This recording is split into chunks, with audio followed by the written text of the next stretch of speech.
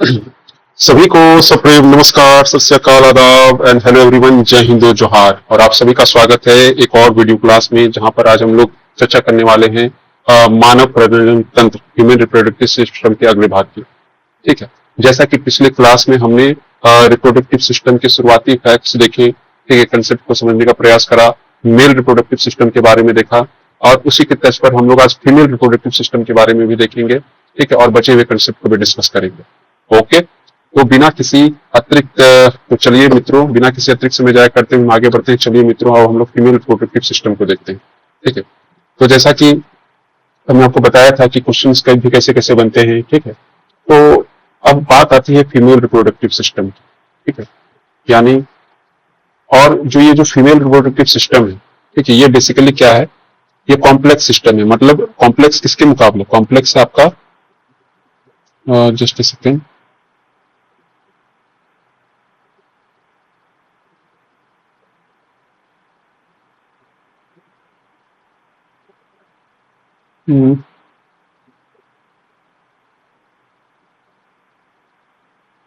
It is a complex system. Complex क्यों है? Complex इसलिए है क्योंकि ये सिर्फ ऐसा नहीं है, ये सिर्फ ऐसा है, इसमें ना सिर्फ अपना जो मेल का स्पर्म फीड होता है, ठीक है, जिसको हम लोग शुक्राणु बोलते हैं, जिसको कि मेल गैमेट भी हम लोग बोलते हैं। ठीक है, हमने ये भी बताया था कि इसको जो फॉर्म करने वाला है उसको क्या, वो मेल गोनाड उसको कहते हैं। ठीक है, तो मोर कॉम्प्लेक्स इसलिए कहा जाता है कि ना सिर्फ ये स्पर्म को फीड अप करता है, बल्कि इसमें जो संपूर्ण जो रिप्रोडक्शन है उसका जो एंड रिजल्ट, ठीक है, एंड रिजल्ट आपको इसमें देखने को मिलता है। That's why it is complex than as compare to the male reproductive system. लेकिन मेल रिप्रोडक्टिव सिस्टम में क्या है? उसमें सिर्फ है आपका स्पर्म बनता है और देन वो फीड अप हो जाता है, मतलब देन वो एजिकुलेट हो जाता है, या मतलब या तो फीमेल में या फिर कहीं और जगह। ठीक है, और that's why it is considered to be the complex reproductive system. और इसके पार्ट्स कौन कौन होते हैं? देखिए, ये तो आपको सवाल पूछा ही जाता है, तो इसमें जो पार्ट्स आपका शुरुआत होता है, इसको मैं सीरियल वाइज में मैं आपको बता दे रहा हूँ। ठीक है, ये ओवरीज से शुरू होता है, ओवरीज।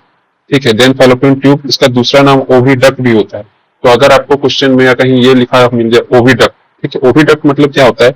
डक्ट के माने हमने आपको विस्तृत चर्चा करी थी, डक्ट का मतलब क्या होता है बायोलॉजी में। ठीक है, डक्ट का मतलब होता है वाहिनी।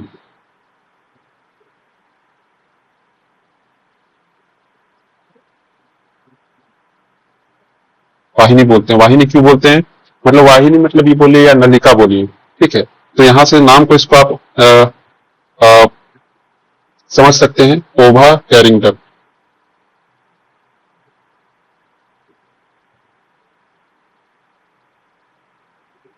मतलब बेसिकली क्या होता है, ये ओव्यूम कैरी करती है। ठीक है, अंडाणु ये लेके चलती है। दूसरा हो गया, नेक्स्ट बात है डेट यूटेरस, इसका वेजिना। ठीक है, और एक है भाग आपका कैर्विक्स। तो ये बेसिकली 5 अंग होते हैं आपके फीमेल रिप्रोडक्टिव सिस्टम में। इन पांचों को भी हम लोग विस्तृत चर्चा को भी करेंगे, और एग्जाम में यदि आपसे पूछ लिया जाए इनमें से कौन सा भाग है कौन सा भाग नहीं है, तो आप इसमें बताने में सक्षम होंगे। ठीक है, जैसा कि हमने ये देखा था कि जो मेल का जो प्यूबर्टी है वो 13 से 14 सालों में आता है। ठीक है, 13 to 14 ईयर्स। लेकिन वही चीज यहाँ पर आपको फीमेल में कुछ साल जल्दी, यानी 10 से 12 सालों में ही देखने को मिलता है। तो ये देखिए, ये आपका जो फीमेल जो रिप्रोडक्टिव सिस्टम है, ये जो बनाया हुआ है, यहाँ पे जो ये वाला जो पार्ट है, ठीक है, ये वेजिना पार्ट है। यहीं पर मतलब इंटरकोर्स होता है जब मेल और फीमेल के बीच में, तो यहीं से आपको स्पर्म की एंट्री होती है। ठीक है, ये कैर्विक्स होता है जो कि वेजिना से यूटेरस तक एक लाइन ज्वाइनिंग पार्ट है। दूसरा ये यूटेरस होता है, ये वाला पार्ट जहां पर पूरा आपका फर्टिलाइजेशन, यहीं पर आपका इम्ब्रायो डेवलप होता है। ये वाला जो पार्ट हो गया, ये पूरा part that is called fallopian tube. ठीक है, जहां पर आपका अंडाणु कैरी होता है। ठीक है, यहाँ पे, और ये ओवरी, यहीं से आपका जो फीमेल गैमेट्स है, जिसको कि ओवा बोलते हैं या ओवम बोलते हैं, उसका फॉर्मेशन होता है। ठीक है,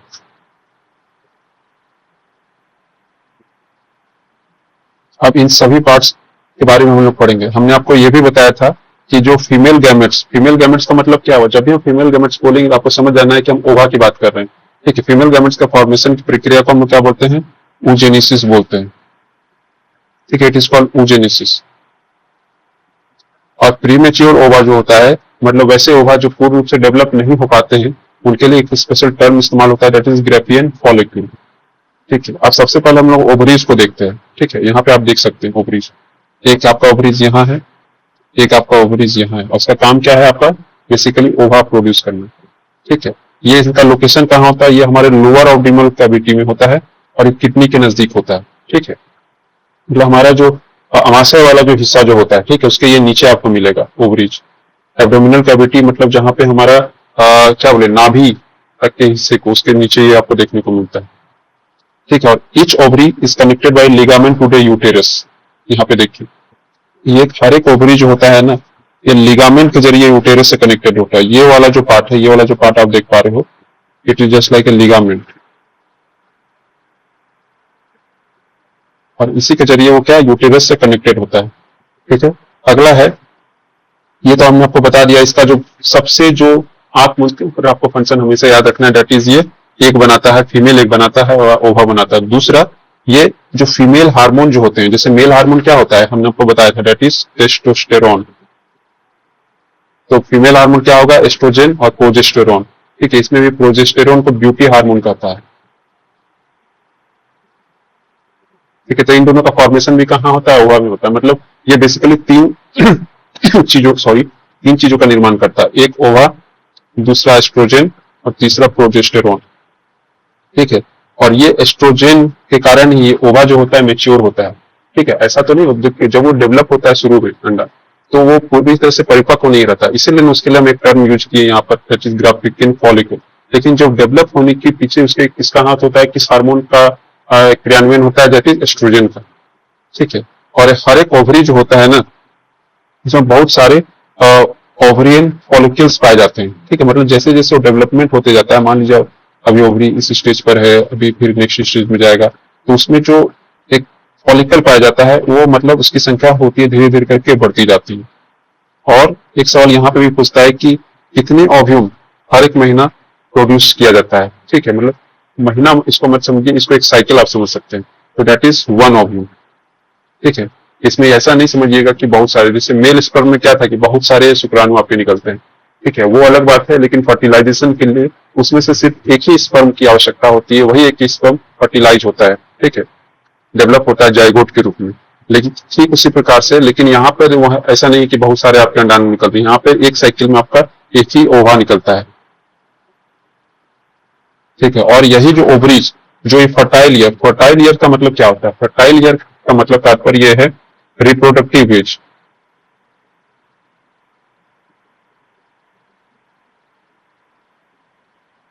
इसे कहते हैं रिप्रोडक्टिव एज।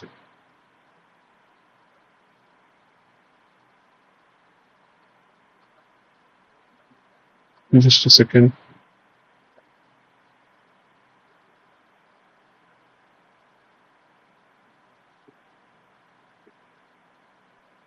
रिप्रोडक्टिव एज मतलब वो एज है जिस दौरान महिलाएं मतलब रिप्रोडक्शन करने के लिए, ठीक है, जन्म देने के लिए मतलब उनमें उतनी क्षमता होती है।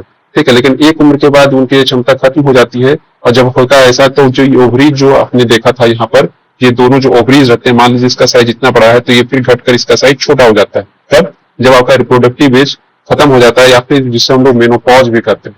ठीक है, इसके बारे में हम लोग विस्तृत चर्चा करेंगे, मेनार क्या होता है, मेंस्ट्रुअल फ्लो क्या होता है, ठीक है, मेनोपॉज क्या होता है। ठीक है, ओव्यूलेशन एक टर्म यूज होता है, इसमें इसका मतलब यही होता है कि आपके किसी ओवरीज से, ठीक है, दोनों ओवरी है, लेकिन हमने आपको क्या बताया कि एक ही ओवा निकलता है एक साइकिल में। ठीक है, आप यदि आपको इस जानकारी नहीं होगी तो आप ये भी सोच सकते हो कि भैया दो ओवा है, दो ओवरी है, तो दो ओवा निकलने चाहिए कम से कम एक साइकिल में, लेकिन ऐसी बात नहीं है। ठीक है, अभी हो सकता है कि मान लीजिए हमने आपको क्या बताया कि दो ओवरीज है, एक एक आपका राइट साइड में, एक आपका लेफ्ट साइड में, तो हो सकता है कि अभी राइट वाला इस साइकिल में इस महीने ओवा रिलीज करा है, अगले महीने हो सकता है कि दूसरा वाला रिलीज कर दे। तो इस प्रक्रिया को, चाहे वो किसी भी ओवरीज से हो, इसको कहते हैं ओव्यूलेशन बोलते हैं। ठीक है, तो ये पूरा आपका ओवरीज से संबंधित जो भी एक्सप्लेनेशन था, ठीक है, कंप्रेहेंसिव डिटेल था, वो मैंने आपके सामने साझा करा। Next part that we will move to, that is fallopian tube. Fallopian tube इसको हम लोग ओविडक्ट्स भी बोलते हैं, ठीक है। और ओविडक्ट्स क्यों बोलते हैं ये भी हमने आपको बता दिया, ठीक है। और इस फैलोपियन ट्यूब के 4 पार्ट भी होते हैं, इस बात का भी ध्यान रखिएगा। पहला पार्ट है that is ampulla, then isthmus, then infundibulum and then fimbriae, ठीक है। इसको आप ऐसे याद रख सकते हैं हाइफा से, ठीक है। इनफंडिबुलम, स्टमस, फिमरे एंड एम्प्यूला, ठीक है। ये इसकी लंबाई कितनी होती है तो ये बेसिकली 10 से 12 सेंटीमीटर लंबा होता है और ये मस्कुलर ट्यूब होता है। मस्कुलर मतलब क्या होता है कि जिसमें मांसपेशियां होती है, उसमें किसी प्रकार का बोन देखने को नहीं मिलता है, ठीक है। इसका मुख्य काम होता है कि जो एग जो होता है, एग बोलिए या इसको ओवा बोलिए, एग हो गया एक जनरलाइज्ड टर्म, लेकिन जब हम लोग स्पेसिफिकली चैप्टर में उस चीज को पढ़ते हैं तो उसके लिए एक स्पेशल वर्ड यूज करते हैं दैट इज ओवा, ठीक है, ओव्यूम, ठीक है। तो इसको क्या करता है, ये ओवरी से यूटेरस तक लेके जाता है। कौन? Fallopian tube. आप यहाँ पे देखिए, ये आपका फैलोपियन ट्यूब है, ठीक है। ये क्या करता है, यहां से इसको ओवरी से इसको मिला और इसको ये यूटेरस तक लेके आएगा, यानी यहां तक लेकर आता है। ये जो आपको ट्रायंगुलर जो दिख रहा है ये वह जगह, यहीं पर इसको लेकर आएगा, किसको? ओवा को लेकर आएगा।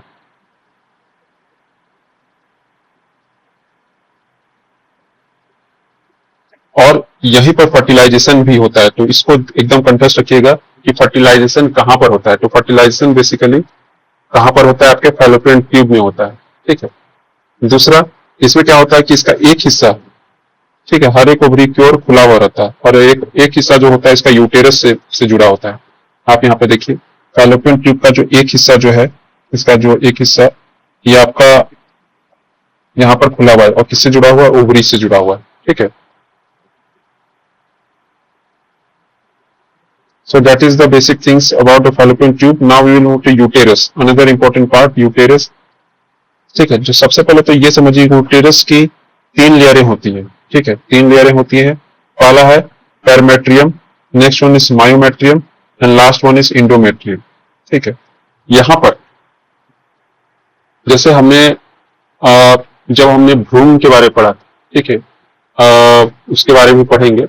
जर्म सेल्स के बारे में हमने जब थोड़ी सी चर्चा करी थी तो उनमें हमने आपको बताया था कि 3 जर्म सेल्स बनते हैं हमारे ड्यूरिंग प्रेगनेंसी।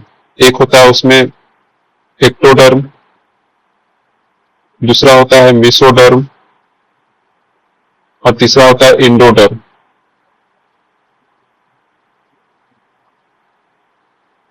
ठीक है। तो इंडो का मतलब जहां भी आ जाए, इंडो का मतलब होता है सबसे अंदर वाला भाग और मेसो का मतलब होता है मिडिल वाला भाग। ठीक उसी प्रकार से यहाँ पे मायो का मतलब हो गया मिडिल, इंडो का मतलब आपको पता चल गया कि इनर से मतलब है। आपको बस इतना याद रखना पेरीमेट्रियल। तो जनरली आपने पेरिफेरल शब्द सुना होगा।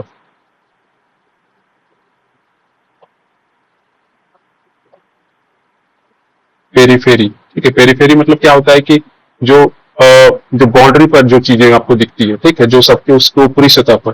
तो ठीक उसी प्रकार से इसका जो outer layer is called perimetrium, middle is called myometrium and third one that is inner layer is called endometrium, ठीक है। और इन तीनों में लेयर की कुछ खासियत होती है जिस पर आपको एग्जाम में सवाल भी पूछा जाता है कि मेंस्ट्रुअल साइकिल के दौरान, माहवारी के दौरान आप यूटेरस की कौन सी झिल्ली मतलब ब्रेकडाउन होती है, टूटती है, बिखरती है, तो दैट इज इंडोमेट्रियम, यानी सबसे अंदरूनी वाली। और प्रेगनेंसी के दौरान जो मिडिल लेयर होता है दैट इज मायोमेट्रियम, वो टूटता है, ठीक है। और ये बेसिकली देखिए ये बड़ा, इसकी जो साइज होती है बड़ी होती है और ये पियर शेप का होता है, ठीक है, नाशपाती के शेप का होता है। यहाँ पे देखिए, यदि आप यहाँ पर संपूर्ण पार्ट्स को देखिएगा तो भले लंबा तो फैलोपियन ट्यूब है, लेकिन बड़ा जो बड़ा मतलब होता है कि पूरे डायमेंशन को मिला, ठीक, ओवरऑल तो आपको यूटेरस थोड़ा लंबा बड़ा दिखेगा, ठीक है। और एक चीज होता है यहाँ पर यूटेरस में कि इम्ब्रायो जब बनता है, ठीक है, इम्ब्रायो हमने आपको बताया था कि सबसे पहले जाइगोट का निर्माण होता है, ठीक है। जब मेल स्पर्म प्लस आपका फीमेल ओवा मिलती है तो क्या बनाती है? जाइगोट, ठीक है। और यही जाइगोट फिर डेवलप होता है इम्ब्रायो में और फिर यही चीज डेवलप होता है फिर प्लासेंटा में, ठीक है। तो ये इम्ब्रायो यानी ये सेकेंड वाला जो पार्ट है ये कहां पर डेवलपमेंट हो जाता है इसका? यहीं पर यूटेरस में, और ये से अटैच हो जाता है, मतलब उसके जो वाल है, ठीक है, उसकी जो दीवारें होती है यूटेरस में उसमें चिपक जाता है, ठीक है। और उसको तब वहीं पर उसका मतलब बढ़ोतरीकरण होता है, मतलब बढ़ता है। और यहीं पर फेटस का भी डेवलपमेंट होता है, यानी भ्रूण, जिसको हम अंतिम रूप से बोलते हैं भ्रूण का विकास कहाँ पर होता है? यूटेरस में होता है। फैलोपियन ट्यूब में क्या होता है? निषेचन होता है, जिसको कि फर्टिलाइजेशन बोलते हैं। यूटेरस में क्या होगा कि आपका इम्ब्रायो उसके दीवार से अटैच हो जाएगा, प्लस यहीं पर भ्रूण का विकास होगा। ठीक है, अगला पार्ट है दैट इज वेजिना। वेजिना भी क्या है? एक बेसिकली मस्कुलर ट्यूब है और इसकी जो लंबाई होती है 7 से 10 सेंटीमीटर होती है। ठीक है, इसका मेन काम यह है कि जो स्पर्म के लिए एंट्री प्रदान करता है। कैसे? तो जब मेल पेनिस जब इसमें इंटरकोर्स के दौरान इंटर होते हैं, दैट इज कॉल्ड कॉपुलेशन। इसके लिए टर्म यूज होता है copulation. When mail penis is inserted into vagina, उसको करते हैं कॉपुलेशन। वेजिना मतलब हो गया योनि। ठीक है, ऑल्सो कॉल्ड बर्थ कैनाल, और इसी को हम लोग बर्थ कैनाल भी बोलते हैं, क्योंकि जब देखिए पहली बात तो जो बच्चे का विकास के लिए, बच्चे के बनने के लिए जो सबसे जो महत्वपूर्ण चीज है, तो उसके पास, फीमेल के पास तो ओवा ऑलरेडी मौजूद है उसके बॉडी में, लेकिन उसे बाहर से क्या चाहिए? मेल से क्या चाहिए? स्पर्म चाहिए। तो स्पर्म से एंट्री होती है, मतलब बेबी बनने के पूरी विकास की पहली फर्स्ट स्टेज, और उसका जो अंतिम स्टेज होता है, उसका एंड रिजल्ट, वो भी कहां से बाहर आता है? वेजिना से ही बाहर आता है। ठीक है, जिस तरह से हमने आपको बताया था कि जो जो फीमेल रिप्रोडक्टिव सिस्टम होता है, इसमें यूरिनरी ओपनिंग यानी मूत्र के लिए और वेजिनल ओपनिंग और सेपरेट होते हैं। ठीक है, मतलब रिप्रोडक्टिव के लिए जो फंक्शन जो देगा और आपका जो यूरिनरी के लिए होगा, दोनों ही अलग होते हैं। लेकिन जो मेल में क्या होता है कि आपका स्पर्म जो इजेकुलेट करेगा या फिर यूरिन जहां से निकलेगा, वो दोनों एक ही पार्ट से होता है, दैट इज यूरेथ्रा। ठीक है, लेकिन फीमेल में क्या होता है? इसके लिए अलग अलग ऑर्गन बनाए गए। ठीक है, ये देखिए एक डायग्राम के जरिए से मैंने आपको समझाने का प्रयास करा है। जब यहाँ पे मेल स्पर्म इंटर होता है, देखिए मेल स्पर्म यहाँ जा रहा है। ठीक है, इसका साइन ये है, और इधर से आपका फीमेल ओवा आ रहा है। ठीक है, और ये आपका वेजिना है।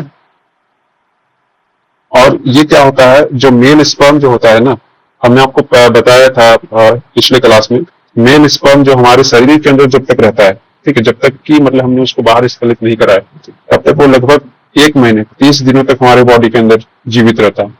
लेकिन जैसे ही वो बाहर निकल जाता है हमारे बॉडी से, और स्पेशली जब वो फीमेल के काउंटर पार्ट बॉडी पार्ट्स में पहुंचता है, उसके फैलोपियन ट्यूब या उसके रिप्रोडक्टिव ऑर्गन में पहुंचता है, तो सिर्फ 72 घंटों तक ही वो एक्टिव रहता है। तो यहाँ से आपके लिए एक सवाल बन जाएगा कि जो mail sperm female reproductive body के अंदर कितने समय के लिए एक्टिव रहते हैं? तो that is only for 72 hours. ठीक है, और यहीं पर क्या होता है? जाइगोट का निर्माण होता है। ठीक है, और जाइगोट का निर्माण होता है, फिर इम्ब्रायो बनता है, वही फिर प्लासेंटा बनता है, और उसाइट नामक जो जर्म सेल होता है, वो क्या करता है? फूड स्टोर करता है। किसके लिए? आपके प्लासेंटा के लिए, आपके भ्रूण के लिए। ठीक है, तो यही चीज होगी। और ये देखिए ये क्या है? हमने आपको बताया क्या था? क्या ओवरी जैसे जैसे बड़ा होते जाता है, उसमें फॉलिकल्स का भी डेवलपमेंट होता है। तो ये जो लाइन लाइक थिंग्स आपको दिख रहे हैं, ठीक है, ये क्या है? ये फॉलिकल है। जाहिर सी बात है, जब इसका साइज बड़ा होगा तो इन फॉलिकल की भी संख्या, इसका जो आकार है वो बढ़ता हुआ नजर आएगा। ठीक है, अब देखिए इम्ब्रायो के बारे में हमने आपको बताया। देखिए यहाँ पे इम्ब्रायो फॉर्मेशन बताया गया है। इसको बेसिकली हम लोग इम्ब्रायो फॉर्मेशन ना बोलकर ये बोल सकते हैं वेरियस स्टेजेज ऑफ फर्टिलाइजेशन। ठीक है, यहाँ पर देखिए कई बार क्या होता है ना कि आमतौर पर हम जाइगोट, इम्ब्रायो या फेटस का मतलब एक ही समझते हैं, लेकिन ये सभी तीनों चीज क्या क्या है? अलग अलग होते हैं। ठीक है, जैसे जाइगोट का जो हिंदी अर्थ होता है युग्मज होता है, युग्मज। ठीक है, वहीं जो हमारा जो इम्ब्रायो जो होता है, इसको कहते हैं भ्रूण। ठीक, और ये फेटस भी क्या होता है? इसका भी मतलब क्या होता है? भ्रूण। देखिए पहला क्या होता है कि जब फर्टिलाइजेशन जब शुरू हो चुका होता है, तो 0 से आपके 14 दिनों तक जाइगोट का निर्माण होगा।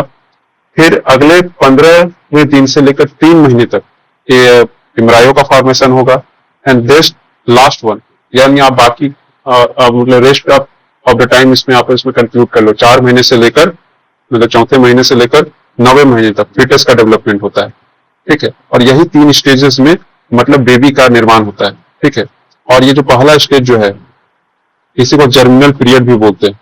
ठीक है, दूसरे स्टेज में काफी महत्वपूर्ण चीजें होती हैं। एक तो यही वो समय होता है जब जब बच्चे का, जो भ्रूण का जो पहली बार हृदय धड़कता है। ठीक है, और आज तक सबसे दिलचस्प बात यह है कि आज तक वैज्ञानिक इस कारण का पता नहीं लगा पाए हैं कि भ्रूण में जो पहली दफा जो हृदय की जो हार्ट बीट आती है वो कैसे आती है, ठीक है, वो कहाँ से उत्पन्न होती है। तो खैर in the matter of time हो सकता है आने वाले समय में ये भी पता लगा ले, लेकिन फिलहाल तक के लिए ये संभव नहीं हो पाया, ठीक है। दूसरा बात एक चीज होता है कि जो मैंने आपको जर्म लेयर बताया था, ठीक है, वो जर्म लेयर जो होते हैं वो सिर्फ और सिर्फ एम्ब्रायो यानी प्रेगनेंसी के दौरान ही उस भ्रूण में बनते हैं, उसके बाद उनका अस्तित्व भी खत्म हो जाता है। हाँ, लेकिन उस जो जर्म लेयर जो बनता है, जो 3 लेयरों में विभाजित होता है, उसका हर एक लेयर हमारे बॉडी के अलग अलग पार्ट्स का निर्माण करता है, ठीक है। जैसे एक हो गया एक्टोडर्म, एक हो गया मिसोडर्म और एक हो गया एंडोडर्म, ठीक। और हार्ट बीट जो होता है ये एम्ब्रायोनिकल स्टेज में बीट करता है, ठीक है। और इसमें भी स्पेसिफिकली ये 4थे से 5वें सप्ताह के दौरान, ठीक है, भ्रूण बनने के 4थे से 5वें सप्ताह के दौरान ये हमारा हार्ट बीटिंग शुरू होता है, ठीक है। और 4 महीने से लेकर मतलब आपके अंत में आपका जो डिलीवरी होता है या जब आप बेबी डिलीवर करते हो तब तक ये फोएटस ये बना हुआ रहता है। और इसी दौरान फेटस के दौरान यहाँ पे से प्लासेंटा का भी निर्माण होता है जिसको कि गर्भनाल भी बोलते हैं, ठीक है। और ये बेसिकली क्या होता है कि जो फेटस का जो मेम्ब्रेन होता है, मान लीजिए ये आपका फेटस है, ठीक है, तो इसका मेम्ब्रेन मतलब क्या हो गया, इसका सबसे बाहरी प्रोडक्ट।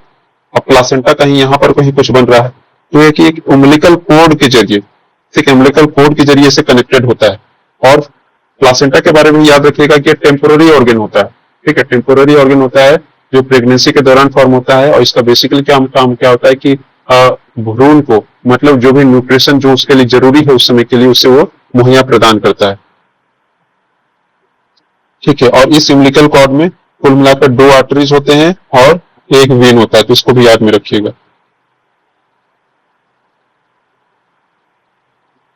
और इसी दौरान 2 हार्मोन भी रिलीज होते हैं डिलीवरी के तरीके। यहाँ पे सवाल पूछ लिया जाता है कि कौन कौन से हार्मोन रिलीज होते हैं और उनका काम क्या होता है। एक तो होता है ऑक्सीटोसिन और दूसरा होता है रिलैक्सिन, ठीक है।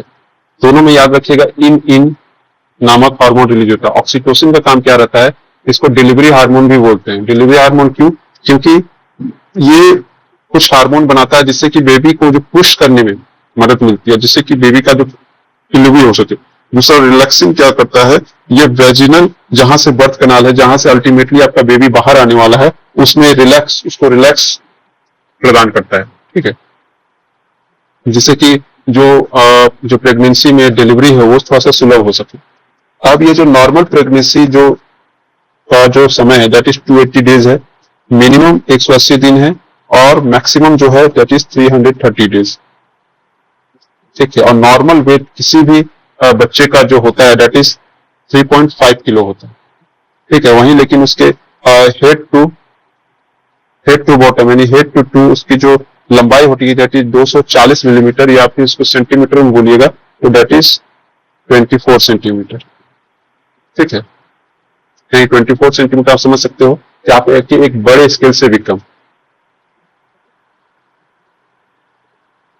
और मानव जाति में आज के समय में 2 तरह के फर्टिलाइजेशन उपलब्ध है। एक तो इन विवो हो गया जो कि फैलोपियन ट्यूब के इनसाइड में होता है, ठीक है, जो कि हमारा इसको इन विवो फर्टिलाइजेशन बोलिए या फिर इसको हम लोग नेचुरल फर्टिलाइजेशन भी बोल सकते हैं।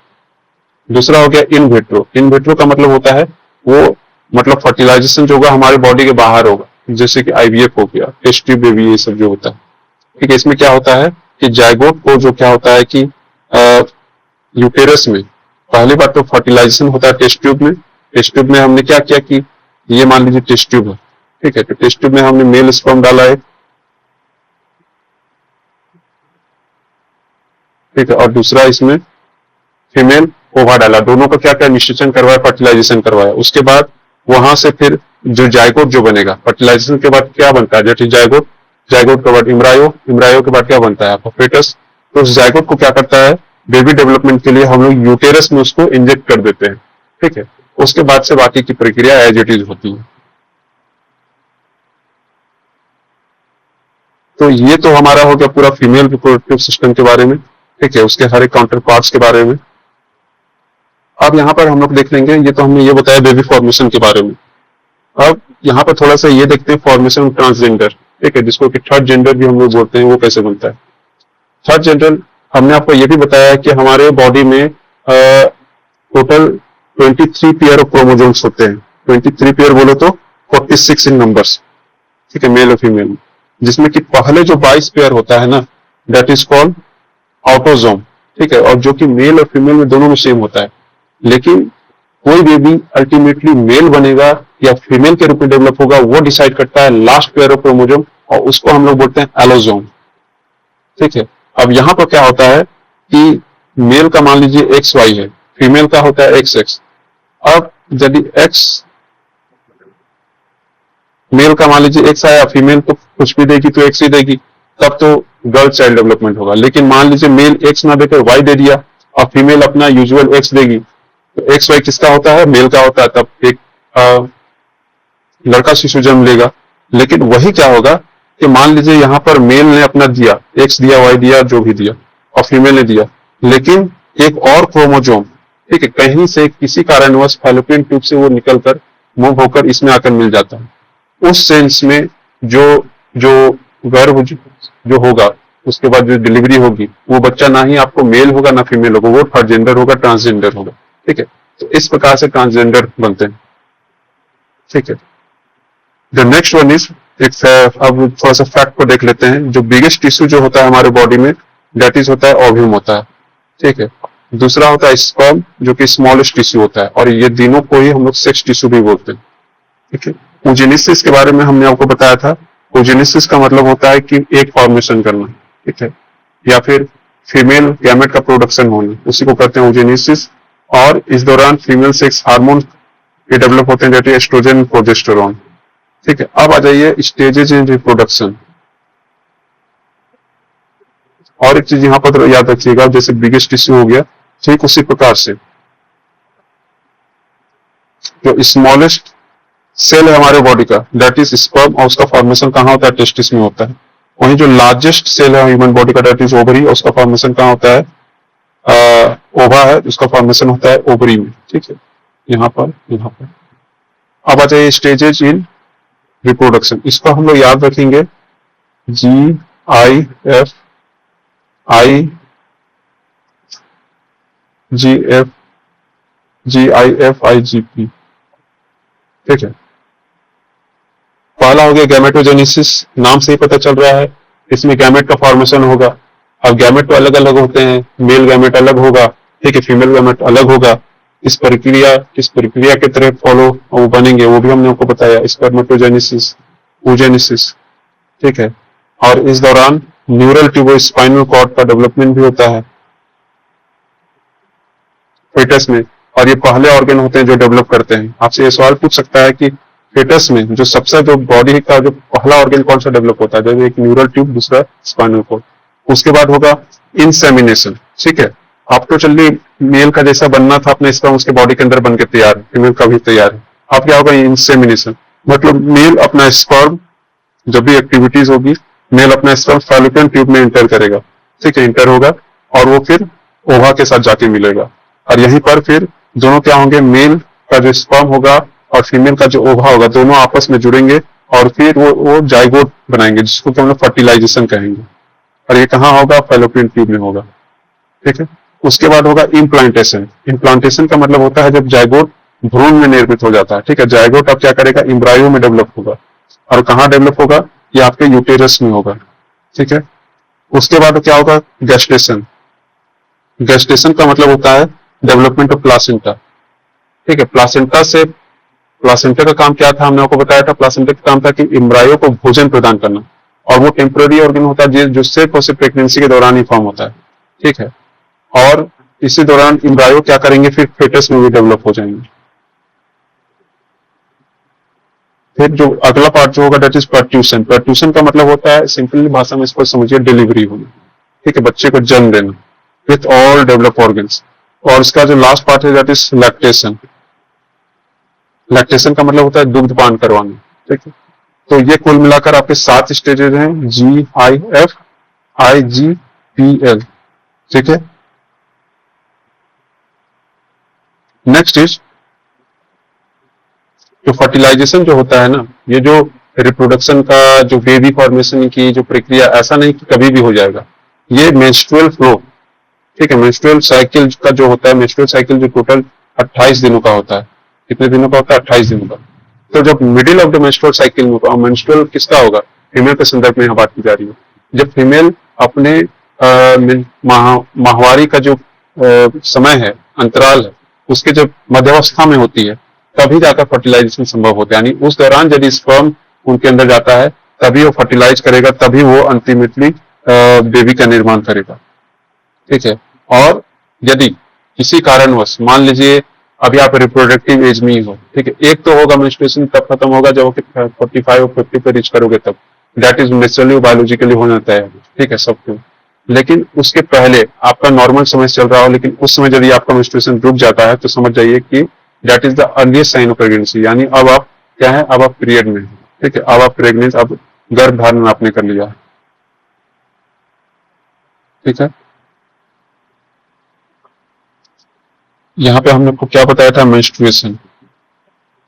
मेंस्ट्रुएशन का मतलब क्या होता है कि जब मान लीजिए, अब ऐसा तो नहीं कि हर बार फर्टिलाइजेशन होगा। यदि हर बार फर्टिलाइजेशन होता तो एक ही कपल के कितने सारे बच्चे हो जाएंगे, ठीक है।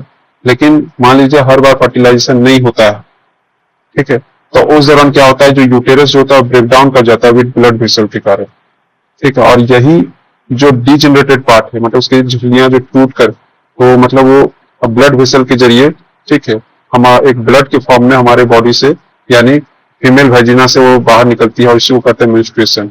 और ये 4 से 7 दिनों तक के लिए ये साइकिल चलता है, ठीक है। और ये नॉर्मल प्रक्रिया है, ये प्रक्रिया है, इसका मतलब कि कोई भी रिप्रोडक्टिव सिस्टम नॉर्मली काम कर रही है। देन है menstrual cycle. Menstrual cycle, cycle का मतलब क्या होता है? इस दौरान जो फीमेल रिप्रोडक्टिव सिस्टम होता है, ठीक है, इसमें जो मेंस्ट्रुअल फ्लो होता है हर एक 28 दिनों में, ठीक है, हर एक 28 दिनों में जो प्रक्रिया जो पूरी कंप्लीट होकर फिर 28वें दिन ये सब चीज होती है, उसको कहते हैं मेंस्ट्रुअल साइकिल, ठीक है। और ओवम का जो फॉर्मेशन होता है, जो हमने आपको बताया कि जो फीमेल ओवा मेल स्पर्म से कंबाइन करेगी, तब जाकर वो जाइगोट बनाएगी। और ये कब होता है? ओवम का फॉर्मेशन होता है 14th डे से, ठीक है। उस दौरान यदि वो जो 14th डे वाला ओवा है, यदि वो मेल स्पर्म से मिलता है, तभी जाके फर्दर प्रोसेस ऑफ रिप्रोडक्शन होगा, ठीक है। मीनार का मतलब क्या होता है? मीनार का मतलब होता है जब किशोरावस्था में लड़कियां जब पहुंचती है, ठीक है, और उस समय जब पहली जो मेंस्ट्रुएशन होती है, पहली जो माहवारी जो होती है उनकी, ठीक है, दैट इज कॉल्ड मीनार। और ये अमूमन लगभग 50 साल की उम्र तक ये चलता है, यानी 45 से 55 के बीच में। अब भारतीय में ये देखा गया है, भारतीय महिलाओं में 45 से 55 के एज में एज वेरी करता है। आपने यदि हाल में एक मूवी आई थी काजोल की, दैट इज माँ, ठीक है, तो माँ में भी एक क्या था कि यदि आप कभी देखिएगा तो आपको ये कंसेप्ट दिमाग में रिलीज कर जाएगा कि जो भी एक गांव की जो महिला, वो लड़की थी, जो उसकी पहला बार जब उसका पीरियड्स या मेंस्ट्रुअल साइकिल शुरू होता था, तो उसको फिल्म का जो राक्षस होता है, दैत्य होता है, उसको उठाकर ले जाता होता। तो ये भी वही चीज है, जो पहली दफा जो चीज होती है, शुरू होती है, उसको कहते हैं मीनार। और वहीं जब इस प्रक्रिया का मतलब फीमेल बॉडी में जब अंत हो जाता है, मतलब अब ये ऐसा नहीं होना संभव हो पाता है, तो दैट इज कॉल्ड उसको मेनोपॉज, ठीक है। पॉज से ही याद रखिए कि अब उस चीज पर क्या लग गया, मेनो पे क्या लग गया, पॉज लग गया, ठीक है। और इसी को हम लोग reproductive life of human female भी बोलते हैं। मतलब जब उसके मेनार्क से लेकर मेनोपॉज तक के उसके पूरे जीवन काल को ही हम लोग रिप्रोडक्टिव लाइफ, यानी इसी दौरान होता है कि वो बच्चे को जन्म दे सकती है, ठीक है। इसीलिए फीमेल रिप्रोडक्टिव लाइफ को इतना से इतना बताया गया है। ये हमें देखिए, फर्स्ट 14 डे क्या होता है कि हमारे जो फीमेल बॉडी में ओवा का फॉर्मेशन होते रहता है, निरंतर ये प्रक्रिया चलते रहती है। लेकिन 14वें 16 दिन क्या होता है, जो ओवा जो होता है वो बाहर, मतलब जहाँ ओवरीज में जो बन रहा था, निर्माण हो रहा था, वहां से बाहर निकलता है, और वो इवेट करता है किसका? स्पर्म का। स्पर्म यदि उसे मिला तो जाइगोट का निर्माण करेगा, ठीक है। वो उसी दिन 14वें से 16वें दिन, अब मान लीजिए होता क्या है कि मैं कहीं बाहर जा रहा हूँ, मैं किसी दोस्त का इंतजार कर रहा हूँ, यदि वो समय पर आ गया तो होगा क्या कि मैं भी उसके साथ मिलके कहीं चल जाऊंगा, तो हम अब एक से क्या हो गए, दो हो गए, ठीक है, जोड़े बन गए। लेकिन इन केस कोई स्पर्म उसे नहीं मिलता, वो इंतजार कर रहा है, मान लीजिए बस स्टैंड पर, उसे कोई स्पर्म नहीं मिला, तब क्या होगा? नेक्स्ट 16वें से 18वें दिन क्या होगा कि जो ओवा जो होगा वो बर्स्ट कर जाएगा, ठीक है, वो बर्स्ट कर जाएगा। फट जाएगा और 28 दिन के बाद में इसको ही माहवारी के जरिए ये हमारे बॉडी से ब्लड के रूप में बाहर निकलेगा। ठीक है, और कुछ अलग कंसेप्ट हो गया, जैसे बर्थ कंट्रोल हो गया, बैरियर मेथड्स हो गए, ठीक है, कॉन्डम्स, तो इसको भी थोड़ा सा हम लोग देख लेते हैं और कोशिश करते हैं कि आज ही इस क्लास को भी खत्म कर दिया जाए। ठीक है, और एक चीज यहाँ पर देखिए, birth during child birth, sorry यहाँ पर होना चाहिए था हार्मोन्स, मतलब प्रेगनेंसी के दौरान, बच्चे को जन्म देने के दौरान कौन कौन से हार्मोन का स्त्राव होता है। जैसे पहला एस्ट्रोजन, ठीक है, दूसरा प्रोजेस्टेरोन, ये सिर्फ प्रेगनेंसी के दौरान होता है। ठीक है, एस्ट्रोजन तो बिना प्रेगनेंसी के भी होता है क्योंकि ओवा को मैच्योर करने का काम करती है। दूसरा रिलैक्सिन, ये डिलीवरी के दौरान यूटेरस को रिलैक्स करती है। एक होता है ऑक्सीटोसिन भी होता है। ठीक है, ऑक्सीटोसिन, एक हो गया रिलैक्सिन, एक हो गया ऑक्सीटोसिन, जो कि बेबी को पुश करने का काम कर रही होती है। फिर HCG, that is human chorionic gonadotropism, next one is HPL, human placenta lactogen. ठीक है, तो ये आपसे यहाँ पे सवाल पूछ सकता है कि फलाने फलाने हार्मोन में से कौन सा हार्मोन जो होता है चाइल्ड बर्थ या ड्यूरिंग बेबी डिलीवरी के समय प्रोड्यूस होता है। तो आपको याद रखना है एस्ट्रोजन, प्रोजेस्टेरोन, ठीक है, रिलैक्सिन, HCG एंड HPL। ठीक है, next term is that is एमिनोसेंटेसिस। ठीक है, एमिनोसेंटेसिस का मतलब क्या होता है, ये बेसिकली एक टेस्ट होता था जिसके द्वारा ये जाना जाता था कि मेल है या फीमेल है। ठीक है, और इस कारण क्या हुआ, मतलब देखिए तकनीक जो आई थी सुलभता के लिए आई थी, सुविधा के लिए आई थी, लेकिन इस तकनीक का गलत इस्तेमाल किया जाने लगा, भ्रूण हत्या का रूप ये ले लिया, और जिसके कारण काफी जगहों पर असमय, मतलब नवजात से, मतलब जो लड़की जो जन्मती थी उसकी हत्या कर दी जाती थी। ठीक है, यही चीज हो गया। अब ये तो हमने आपको सिंड्रोम के बारे में बता ही दिया है। ठीक है, यदि 46 क्रोमोसोम हमारे में नॉर्मल है, यदि एक बढ़ जाता है दैट इज क्लेनफेल्टर सिंड्रोम हो जाएगा, दूसरा एक घट जाएगा तो 45 हो जाएगा, दैट इज टर्नर सिंड्रोम हो जाएगा। इसके बारे में आप विस्तृत से आप जो पिछले जो वीडियो क्लास में हमने पढ़ाया था उसमें आप जान सकते हो। ठीक है, बॉयज और गर्ल्स का निर्माण कैसे होता है वो भी हमने आपको बता दिया। ठीक है, एमनियोटिक फ्लूइड, एमनियोटिक फ्लूइड को बस इतना याद रखिएगा, जिस फ्लूइड में, ठीक है, एक फोर्टस के बाहर में भी एक फ्लूइड होता है जो उसके प्रोटेक्शन का काम देता है या फिर उसको फूड न्यूट्रिएंट्स पहुंचाने का काम करता है। ठीक है, उसको कहते हैं एमनियोटिक फ्लूइड। ठीक है, यहाँ पर देखिए मेल स्पर्म और ओवा आपस में मिलते हैं। ठीक है, स्पर्म जो होता है ये मोटाइल होता है, यानी ये मूवमेंट करता रहता है। ओवम जो होता है इमोटाइल होता है, मूवमेंट नहीं करता है। फिर ये जाइगोट, फिर एम्ब्रायो, फिर चाइल्ड का डेवलपमेंट होता है। हमने आपको बताया था कि 2 आर्टरीज और एक वेन्स पाए जाते हैं अम्बिलिकल कॉर्ड में, उसका काम रहता है, आर्टरीज का काम रहता है कि डीऑक्सीजनेटेड ब्लड, ठीक है, या फिर कचड़े को, वेस्ट को फेटस से प्लासेंटा लेके जाएगा। And next one is veins, जो कि ऑक्सीजनेटेड ब्लड को एंड न्यूट्रिशन को प्लासेंटा से फेटस लेके जाएगा। ठीक है, एक और टर्म याद रखिएगा, दैट इज पैथोजेनेसिस। पैथोजेनेसिस में क्या होता है कि जो फर्टिलाइजेशन जो होता है, फर्टिलाइजेशन जो होता है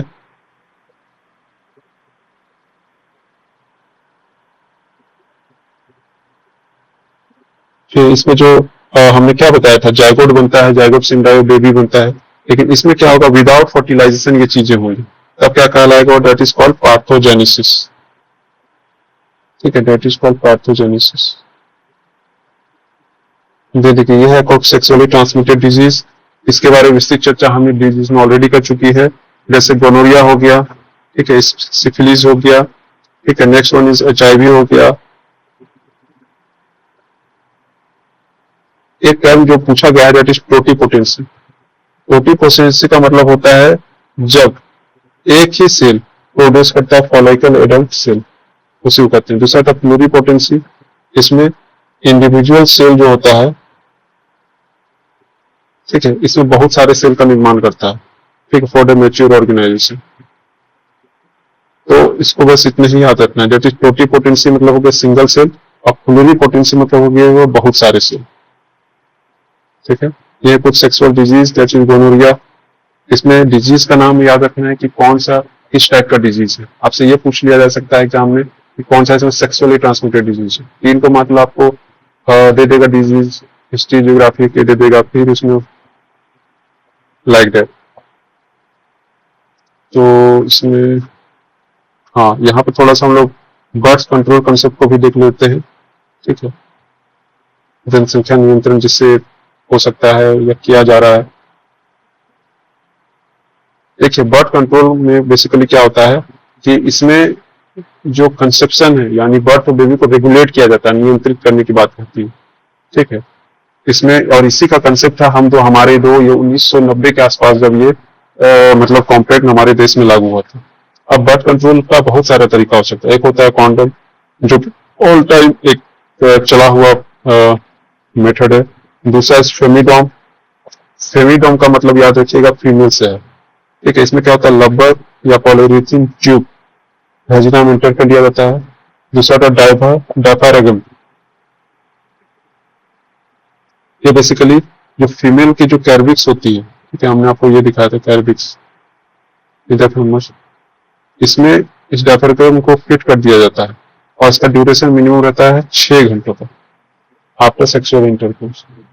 अब आ जाए केमिकल मेथड्स। पहला है ओरल पिल्स या ओरल कॉन्ट्रासेप्टिव कहते हैं, लेकिन इसका एक निगेटिव पहलू भी है क्योंकि ये हमारे बॉडी में हार्मोनल इम्बैलेंस करता है।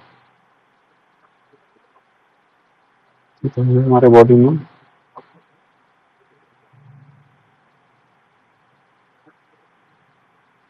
हार्मोनल इम्बैलेंस करता है।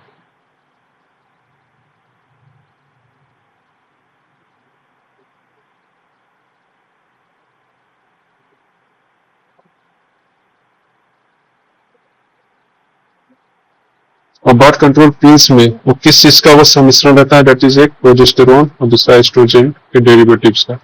Next only that is intrauterine contraceptive device, जिसको कि हम लोग आईसीडी के नाम से भी जानते हैं।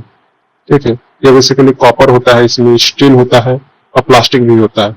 इसमें क्या होता है, जैसे हमने आपको यूटेरस का शेप दिखाया था, जैसे इस टाइप का ट्रायंगुलर नुमा है, तो इसको थोड़ा सा आप और लंबा खींच दीजिएगा तो that is in T shaped. ठीक है, और ये कॉपर टीन्स को हम बोलचाल भाषा में करते हैं, उसको कहाँ पे इंटर किया जाता है, यूटेरस में यानी फीमेल में, और ये 5 सालों तक के लिए ये फिट रखा जा सकता है। Next one is natural methods का मतलब यही है कि कंट्रोलेबल इंसीमेसी हो, कंट्रोलेबल फर्टिलाइजेशन हो। सर्जिकल मेथड में को क्या, वैसेक्टोमी। वैसेक्टोमी को याद रखिएगा, वन डिफरेंस इसमें होता है, मेल में होता है, और उसका बेसिक फंक्शन क्या था कि वो स्पर्म को कैरी आउट करता था। तो जब इसको इम्पैक्ट किया जा रहा है, यानी बॉडी में स्पर्म के फॉर्मेशन को इम्पैक्ट करेगा, और वो कैसे करेगा कि वीएन एडिटर आपके जो वैसेक्टोमी कर दिया जाएगा। वैसेक्टोमी मतलब होता है वासा डिफरेंस को कट करना। ठीक है, ट्यूबेक्टोमी। अभी ट्यूबेक्टोमी का अभिप्राय है फीमेल से, क्यों, हमने वासेक्टोमी लिया वासा डिफरेंस से, ट्यूबेक्टोमी लेंगे हम लोग फैलोपियन ट्यूब से, और फैलोपियन ट्यूब किस में होता है, फीमेल में होता है। तो आपसे यहाँ पे ये सवाल पूछ सकता है कि इसमें से मेल कॉन्ट्रासेप्टिव मेथड कौन है। ठीक है, दूसरा सवाल ये पूछ सकता है कि वैसेक्टोमी में मेल के किस रिप्रोडक्टिव ऑर्गन को इम्पैक्ट करा जाता है और फीमेल में किसको किया जाता है। ठीक है, और एबॉर्शन, ये आपने कई फिल्मों में, कई सीरियलों में सुन रखा होगा, व्हाट इज एबॉर्शन। एबॉर्शन का मतलब यही होता है कि जो फेटस होता है, भ्रूण होता है, देखिए पेट जब वो हमारा मतलब महिलाओं के पेट में होता है तो क्या होता है, 3 से 4 या 5वें महीने से जैसे भ्रूण बड़ा होते रहता है, आपके बॉडी से वो आसानी से दिखता रहता है, मतलब हाँ चलो अब ये मतलब इसका इतना महीना चल रहा है, इसी प्रेग्नेंट नाउ। ठीक है, लेकिन इतना कुछ होने से पहले ही, ठीक है, भ्रूण को मार देना, ठीक है, और भ्रूण को टर्मिनेट कर देना, उसे बॉडी से स्प्लिट कर देना ही एबॉर्शन कहलाता है। ठीक, नेक्स्ट सेक्सुअल ट्रांसमिटेड डिजीज, इसमें गोनोरिया होता है जो कि बैक्टीरिया निसेरिया गोनोरिया से होता है। सिफिलिस ये ट्रेपेनोमा कॉलिडम से होता है। एचआईवी ये ह्यूमन इम्यूनो डिफिशिएंसी वायरस से होता है, और ये सर्वप्रथम नोटिस किया गया था 1981 यूएसए में, और दूसरा इंडिया में इसका पहला केस आया था 1986 में चेन्नई से। ठीक, और इसी के उपलक्ष्य पर हम लोग हर साल 1 दिसंबर को वर्ल्ड एड्स डे भी मनाते हैं। So this is all about the today's chapter, and I hope I was able to finish this human reproductive system well, so that you can understand it in a very good way. तो चलिए बिना right now I am signing off. तब तक आप सब स्वस्थ, मस्त और सकारात्मक कार्यों में व्यस्त रहें और एक ऐसे समाज का निर्माण करते रहें जिसमें आसपास की महिलाएं, बच्चे और बुजुर्ग सहज और सुरक्षित महसूस करें। जय हिंद, वंदे मातरम।